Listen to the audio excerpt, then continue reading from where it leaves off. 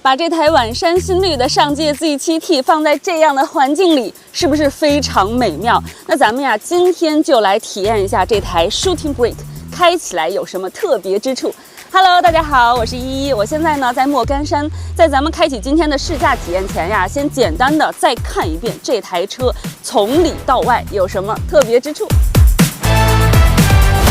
那 Shooting Brake 的车型，第一个要看的地方当然是它的尾部。其实它车上的这个车顶线条，它会有一个微微的往下溜背的感觉。同时最性感的就是它这个屁股，在后轮毂的这里，它有一个非常夸张的肌肉线条的隆起。如果你开车在后视镜看的话，其实你是很明显啊，能看到我们后轮毂的这个肌肉线条的。Shooting Brake 的车型呢，其实最曼妙的就是它把这种很有流线的感觉跟很有力量的肌肉感去结合在一起，形成了一种非常独特的、很有个性的表达方式。那作为这台车的点睛之笔，一定是它的眼睛。它现在无论是我们日行灯还是我们头灯的这种形式，它都是以水晶的状态去呈现的，并且呢，它在整个灯组里是做了一个星河的造型，停在这儿，其实看的也是非常明显的。然后我们上届的这个 logo， 它现在是发光的，并且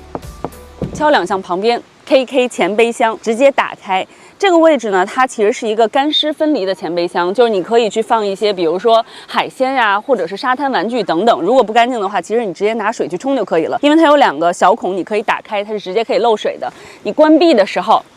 轻轻的往下一摁，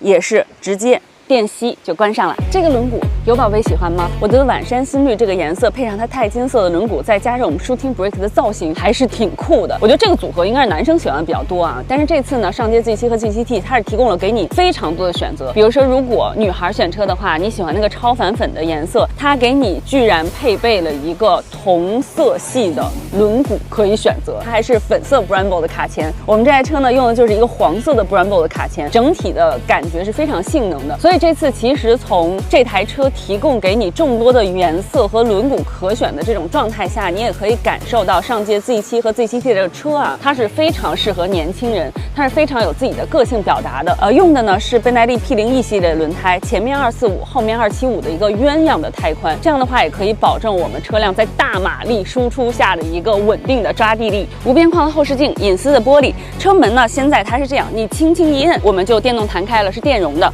同时呢，它是一个机电双控的门把手，你用力一拉，它就是一个机械的，这样的话既保证了我们安全，也实现了它风阻的这么一个状态。4门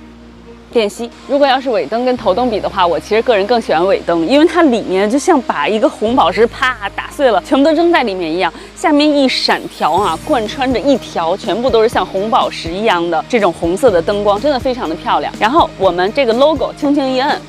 就是可以打开它后备箱的，当然你通过语音控制也是可以打开的，车控都是可以的。现在我们这个2排座椅是没有放倒的，如果你把2排座椅放倒之后，它是一个超长的后备箱的空间，像如果冬天我们的滑雪板呀，包括我们高一点的露营装备等等，都是可以放下的。这边有一个小棒灯，你可以直接一摁把它拿出来，并且呢，像我们12伏的充电口和220伏的充电口在后备箱的位置都给你留出来了，而且啊，你也可以一键去把我们后排座椅在后面放倒，并且你打开这个下层，它还有一个非常大的下层的置物空间，所以基本上这个后备箱的储物空间的能力，我认为是可以满足我们生活中各种各样的用车场景的。直接电动就关上了。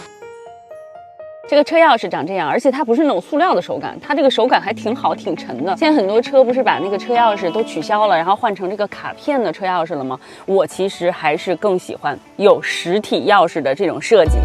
它全部都是撞色的这个内饰，我们这个颜色呢是有一点淡淡的暗红色，然后配上这种深灰色的感觉。那比较有特点的其实就是这台车它还有一个副驾的灵感橱窗，因为它整体呢是一个掏空的设计，你之后呢可以直接把你喜欢的一些小玩偶放在这个灵感橱窗的里面，当然或者你可以就把它当成一个简单的置物空间也是可以的。那我们这台车呢有7个螺口的位置，主驾、副驾还有这儿，这是3个。在我们灵感橱窗里呢，它会有一个垫板，上面再加4个这个螺口的位置，可以用来拓展。那比如说，其实你看现在啊，因为我们天气特别暗，我们就在我副驾这儿架了一个这个灯，用来去给我打亮我的脸。当然，你也可以直接去架，比如说像我们的大疆的，像 Action 啊或者 Pocket 都是可以的。并且，其实现在上届呢，它也是跟这个大疆去合作了，我们整体从车机里也是可以去控制大疆的设备的。那另外，我们现在这个屏幕啊，它是一个随动屏，前后还有有左右是可以动的，你可以语音控制它，当然你也可以直接用这个水晶旋钮去控制它，你往前它就可以轻松的去点按这个屏幕了。当然你也可以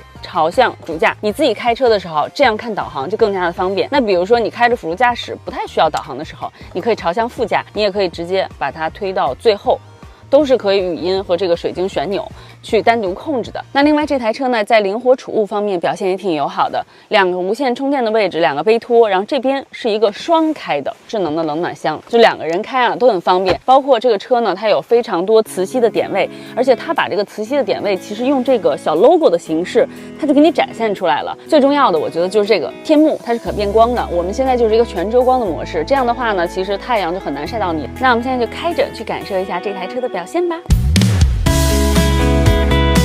Hello， 宝贝们，现在我就开上这台上届的 Z7T 了。我们这次其实2台车可以选啊，要么你就选那个大轿跑，选 Z7，或者呢选我现在这台 Shooting Brake。那咱们就是当然要选 Shooting Brake 的车型了。然后我现在这个颜色呢叫做晚山新绿，我们现在是开在安吉的这种山路里，它满眼都是绿色，跟这个晚山新绿的颜色特别配，一整个心情都变好了，而且空气的湿度也是特别大的。就我们现在整个的上汽 ZT 和 GTT 啊，都是36个感知元件，其中呢包括4颗激光雷达，1颗896线的远视的激光雷达，侧向和后向有3颗近视的激光雷达。其实主要保证的就是我们的一个安全冗余，还有就是比如说在我们泊车的时候，它可以识别一些负向的障碍物，还有低矮的障碍物，去保证我们更多的一个车身安全。但是就这一次试驾，其实我都不想说这个 ADS 4.1的一个表现，因为整体呢这个表现我觉得大家应该非常熟悉了，就是它非常的成熟，非常的好用。即便今天我们在山路里面是一个雾气很大的天气，并且是山路啊，它表现的都非常的稳定。所以这次呢主要想跟大家聊一下就这台车的驾驶的感受。然后我现在开的啊就是舒适模式，其实我觉得舒适模式下这台车的状态就非常好。首先我们这台车呢 Ultra 版本是一个双电机4驱，然后从悬架形式上用的全部都是前面双叉臂，后面5连杆，然后空悬加上连续可变的阻尼器这么一个架构。舒适模式下我觉得特别好的一个点就是它整体的动力首先来的特别线性，并且呢特别克制。就如果说我们正常在舒适模式下，虽然说它马力很大，但其实你就算是大力去开这个电门的话，它整个动力也不会说给你来一个突然的这种推背感，或者吓你一跳，或者突破了我们轮胎抓地力的这种动力，它都不会给你。我们这台车因为 Ultra 版本啊，所以它的0到100公里加速挺夸张的，3.44秒，感受一下啊，感受一下。小一，你好，切到运动加模式。好的，正在切换到运动加模式。还可以啊，也不是说特别快，主要是咱们初始速度刚才其实是已经有一点了，所以你整体它给你的这种动力的冲击力，我觉得不是特别强。还是说这台车，我觉得那种感觉就是它整体啊，它的动力做的虽然很猛，但是很克制。然后整体呢，因为我们现在的悬架的软硬你是不能手动去调的，它是可以根据我们的驾驶模式去调节的，所以其实原则上在运动加模式的话，它阻尼的这个硬度也会最高啊。而且因为我们这台呢，因为是 Shooting Brake 车型，其实正经啊，就是列装车它会有一些开着的弊端，比如说后面有一些风噪。另外呢，就是你开着的话，你会觉得后轴还是很有存在感的，它可能晃动感会强一些。尤其呢，还有就是比如说像我们去变道，或者说去过弯的时候，你会觉得它的车尾没有那么好的一个跟随性。但是啊，我就发现这台 Z7T 的这个弊端，它给它融化的非常好。就我整个开着，第一就是我感觉不出来这是一台超过5米的车，第二就是我感觉不出来这是一台 Shooting Brake， 就是旅行车的感觉。首先就是这台车的风噪控制的是很好的，基本上我们刚才我在高速上开120公里每小时的时候，你是感觉不到什么特别大的风的噪音的，尤其你也感觉不到后面的这个噪音。另外就是当我们去在高速中去变道的时候，我们车尾的跟随性也是非常好的，你不会觉得说因为它是 Shooting Brake 的车型，所以车尾好像很拖沓慢一拍。因为我们现在是空悬加上连续可变的阻尼器，然后并且呢用的是华为的图灵底盘，所以其实我们车身同时是一边在扫描路况，然后同时一边它去给我们做一些车身协同上面的动力的分配和悬架的调整的。所以实际上我们虽然说啊路况是有这个颠簸的，但其实感知元件它是能够提前看到我们路面的这种颠簸的路况，然后并且让我们的悬架做好响应。所以其实我们可以相对来说预判到路路况，这样的话让我们车身的稳定性会更好。所以即便你看我们这路面是起起伏伏的状态，但是呢，你开起来你是能够感觉到它起伏的路感，不过你整个车身的稳定性是挺好的。